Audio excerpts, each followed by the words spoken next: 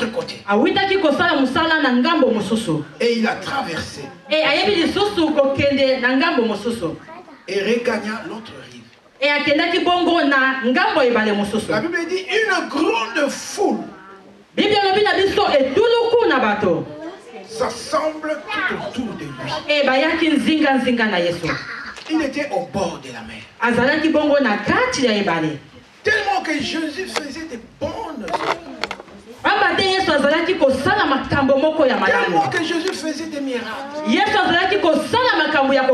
Sa renommée s'est répandue de partout. Et les gens savaient qu'il y a une personne qui est en train de guérir, qui est en train de délivrer, une personne qui ressuscite les morts. Amen. Amen.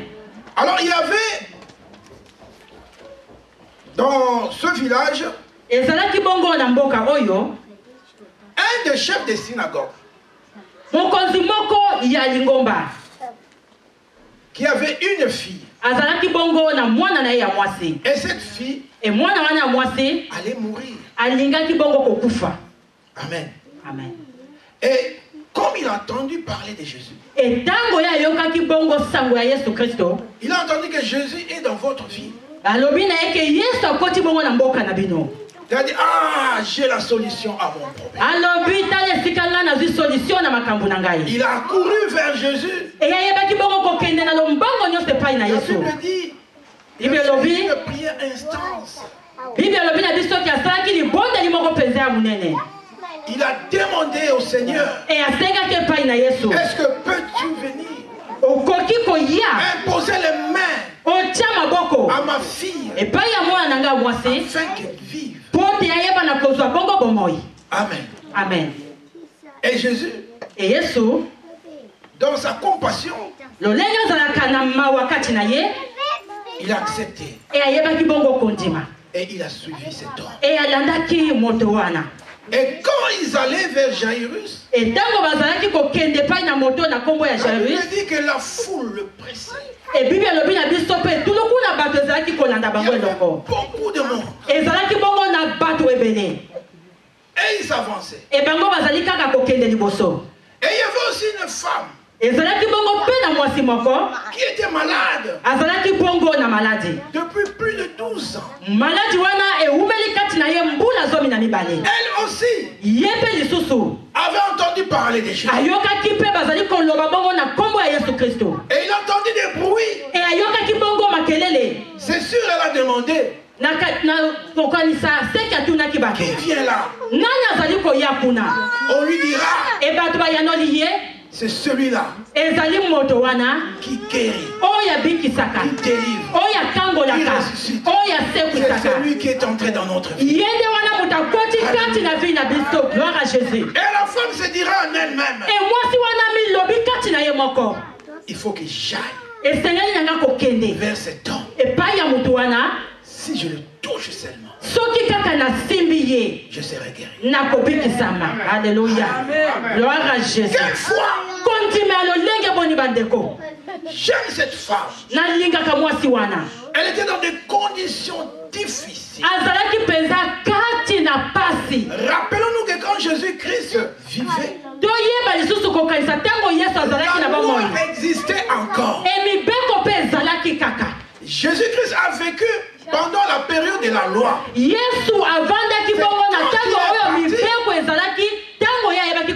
quand il est parti que la grâce, la grâce est venue.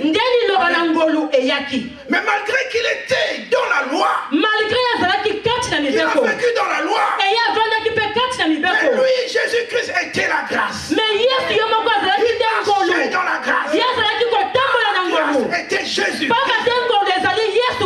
Cette femme, selon la loi, c'était une malheureuse. Si nous lisons, nous verrons sa condition. Lévitique 15. 15. Verset, nous allons lire deux versets, 19 et verset 25. Mais à la maison, vous pouvez lire tout, de 19 à 25. Lévitique 15. Yeah. 19. Je lis au nom du Seigneur. La femme qui aura un fixe de sang dans sa chair restera 7 jours dans son impureté. Quiconque la touchera sera impur jusqu'au soir. Continue 20. Au verset 20. Tout lit sur lequel elle touchera pendant son impureté sera impur, et tout objet sur lequel elle s'assurera sera impur. 21. Quiconque touchera son lit lavera ses vêtements, se lavera dans l'eau et sera impur jusqu'au soir. 22. Quiconque touchera un objet Sur lequel? Quiconque touchera un objet sur lequel elle s'est assise lavera ses vêtements jusqu'au ses vêtements se lavera plutôt dans l'eau et il sera impur jusqu'au soir. 23. Il y a quelque chose sur le lit ou sur l'objet sur lequel elle s'est assise. Celui qui la touchera sera impur jusqu'au soir. 24. Si un homme couche avec elle et que l'impureté de cette femme vient sur lui, il sera impur pendant 7 jours et tout lit sur lequel il couchera sera impur. Et lit 25 aussi. La femme qui aura un fruit de sang pendant plusieurs jours hors de ses époques régulières dont le sang virera plus qu'à l'ordinaire sera impur tout le temps de son fruit, comme au temps de son indisposition menstruelle. Amen. Amen. Nous avons entendu quelle a été la condition de cette femme. C'était la loi. Donc la loi avait condamné cette femme à vivre à l'extérieur peut-être de la vie. Ne pas être en contact avec les autres. La Bible dit quand une femme est pendant ces périodes normales, à l'époque de la loi, cette femme était impure. Non, impure. Donc, donc elle ne pouvait même pas s'approcher même auprès de son mari.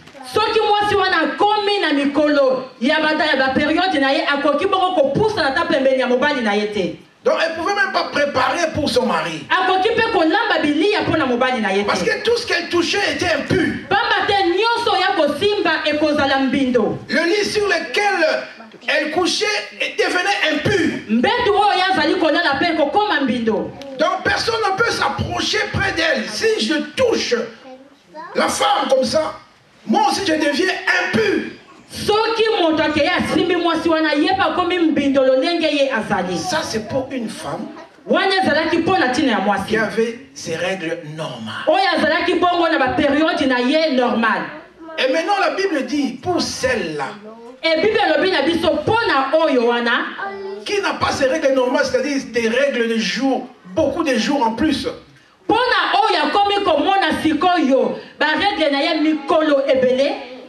Tous les jours. Elle était impure. Et cette femme a connu la perte de sang pendant 12 ans. Regardez sa situation de vie. Elle était répugnée. C'est-à-dire les gens ne la considéraient même plus.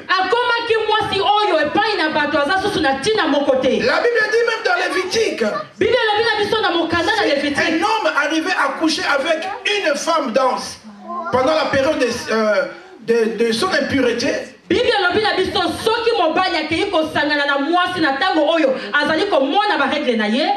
cet homme aussi devenait impur. Réalisez la situation de cette femme. Pendant 12 ans, la Bible dit elle a tout perdu. Son argent. Elle a contacté, je ne sais pas quel genre de professeur à l'époque.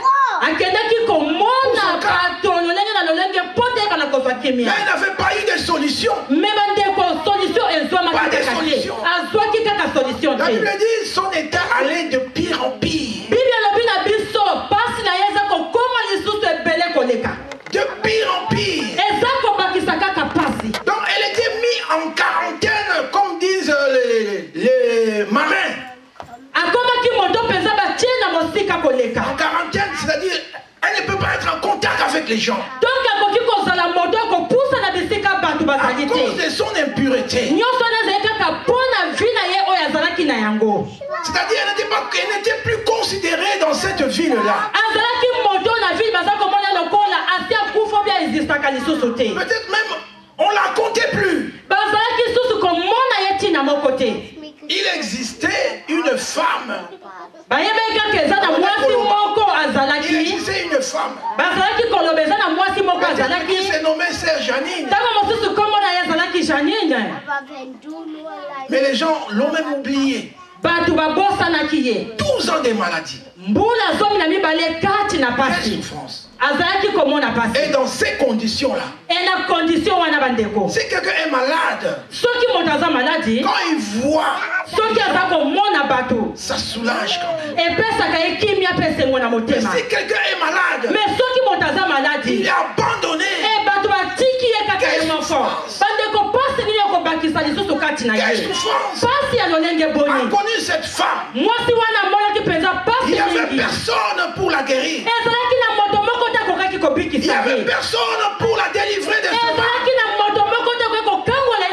Elle souffrait physiquement, moralement, spirituellement. Cette maladie l'a rongée, abandonnée de tous. Et cette femme a entendu parler. Il y a une personne. Il y a une personne qui est entrée dans cette vie. Elle n'était pas en contact avec les gens. Mais elle a entendu le bruit. Parce que cet homme-là, quand il entrait, il n'avait pas besoin qu'on fasse de publicité pour lui. Quand il entrait dans une ville, le bruit le précédait. Avant qu'il arrive, le bruit déjà le précédait. Et les gens disaient, il vient dans notre ville. Il vient dans notre ville. Le salut est entré dans notre ville. Et cet homme-là, alléluia, humble qu'il était,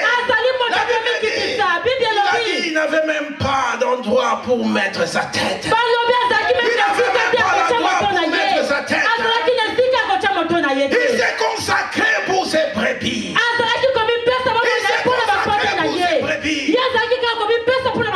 Les brebis égarées.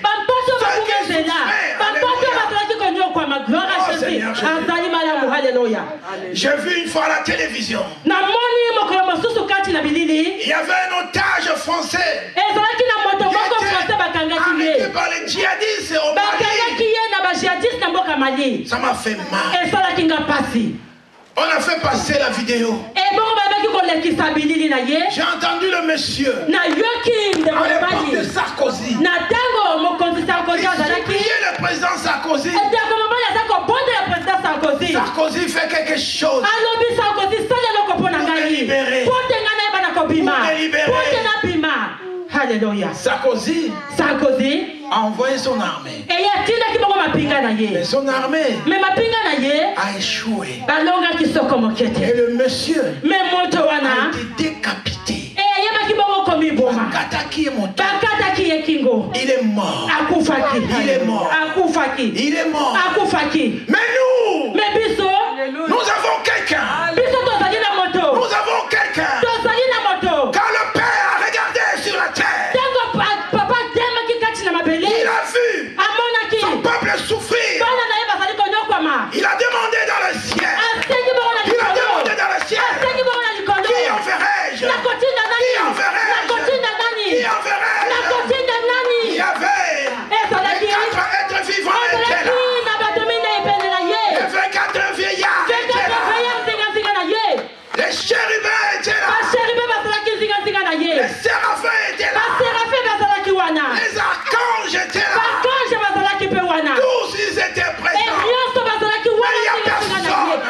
Il n'y a personne qui a répondu à la paix. Il n'y a personne. Sauf Jésus. Alléluia. Sauf Jésus. Il a dit Père. Père. Envoie-moi.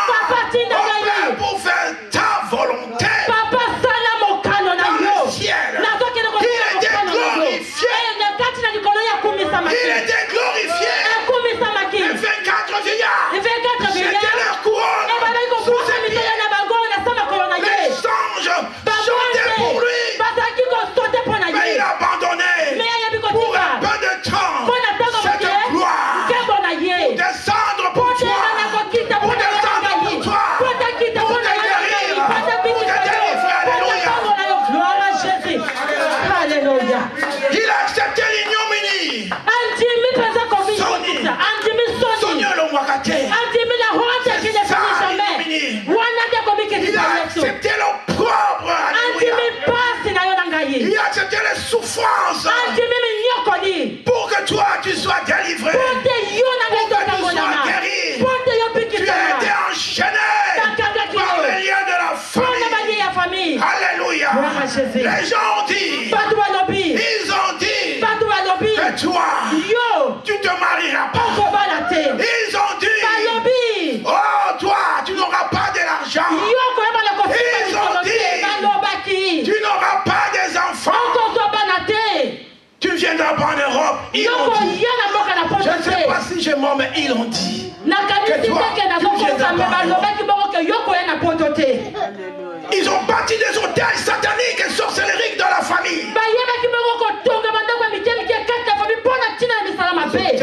Hôtel.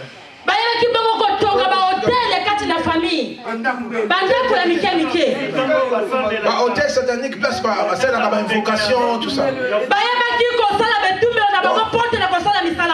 Lieu de rencontre entre Mutuna et Esprit, tout comme lieu de rencontre entre Mutuna et Nzambe. Amen.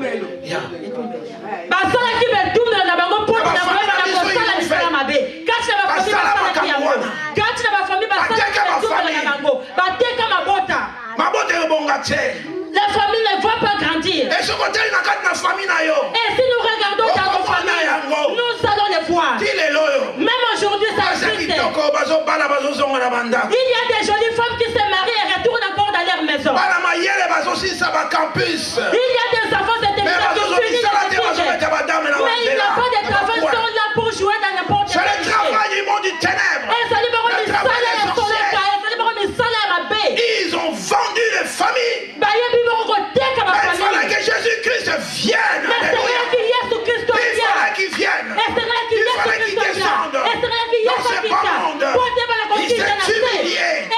Il s'est humilié à la plus petite expression.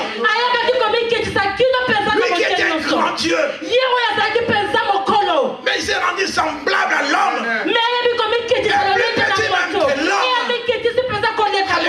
Gloire à Jésus. C'est Jésus-là. C'est Jésus-là est venu dans ce monde pour libérer les captifs. Pour libérer les captifs. Pour que tous ceux qui sont enchaînés soient libérés. Et cette femme avait entendu parler de cet homme. entendu parler de cet homme. Il a dit, elle a dit plutôt, c'est mon occasion unique.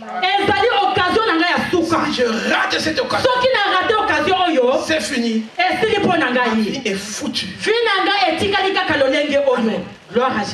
Cette femme était courbée. Elle était courbée. Elle avait des problèmes. Toi aussi tu as des problèmes.